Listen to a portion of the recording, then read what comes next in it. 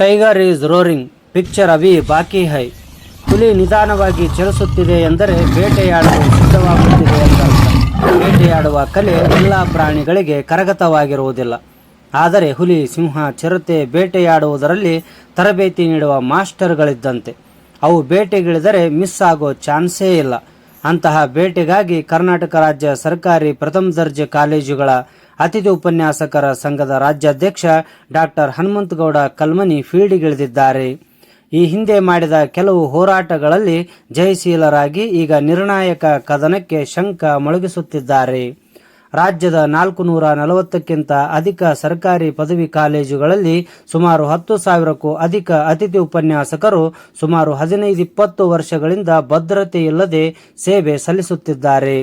ಯಾವ ತಾರತಮ್ಯ ಮಾಡದೆ ಸಕಲ ಅತಿಥಿ ಉಪನ್ಯಾಸಕರನ್ನು ಸೇವೆಗೆ ಸೇರಿಸಿಕೊಂಡು ಉದ್ಯೋಗ ಭದ್ರತೆ ನೀಡಿ ಗೌರವಯುತ ಜೀವನ ನಡೆಸಲು ಅವಕಾಶ ಕಲ್ಪಿಸಬೇಕೆಂಬ ನ್ಯಾಯೋಚಿತ ಬೇಡಿಕೆಯೊಂದಿಗೆ ಮಂಗಳವಾರ ಅಂದರೆ 22/7/2025 ಗದಗದಲ್ಲಿ ಪ್ರತಿಭಟನೆ ಮಾಡಲು ಕರೆಕೊಟ್ಟಿದ್ದಾರೆ.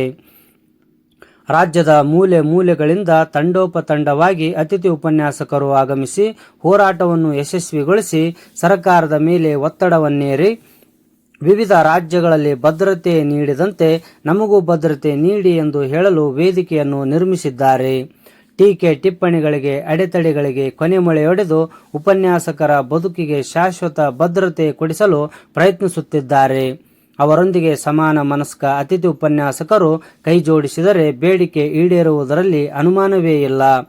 ವೇತನದಲ್ಲಿ ಹೆಚ್ಚಳ, ಹಿಡಿಗಂಟು, ಮಹಿಳಾ ಉಪನ್ಯಾಸಕಿಯರಿಗೆ ಹೆರಿಗೆ ರಜೆ, ಸಾಂದರ್ಭಿಕ ರಜೆ, ಆರೋಗ್ಯ ವಿಮೆ ನೀಡಬೇಕು ಮತ್ತು ಕಾಲೇಜುಗಳಲ್ಲಿನ ಪ್ರಾಂಶುಪಾಲರು ಸಹ ಸಹಾಯಕ ಪ್ರಾಧ್ಯಾಪಕರ ಮಲತಾಯಿ ಧೋರಣೆಗಳ ಅಂತ್ಯಕ್ಕಾಗಿ ಆಗ್ರಹಿಸಿ ಹಲವು ಹೋರಾಟಗಳನ್ನು ಮಾಡಿದ್ದಾರೆ. ಅದರಲ್ಲಿ ಹಲವು ಈಡೇರಿವೆ, ಕೆಲವು ಬಾಕಿ ಉಳಿದಿವೆ. ಈಗ ಅವೆಲ್ಲವುಗಳನ್ನು ಪಡೆದು ನೆಮ್ಮದಿಯ ಬದುಕನ್ನು ಸಾಗಿಸಬೇಕಾದರೆ ಈ ಮಾಡು ಇಲ್ಲವೇ ಮಡಿ ಹೋರಾಟ ಯಶಸ್ವಿಯಾಗಬೇಕಾಗಿದೆ. ಇದು ಒಬ್ಬರ ಹೋರಾಟವಲ್ಲ, ಇದು ಎಲ್ಲರ ಹೋರಾಟ, ಅವರವರ ಭದ್ರ ಬದುಕಿಗಾಗಿನ ಹೋರಾಟ.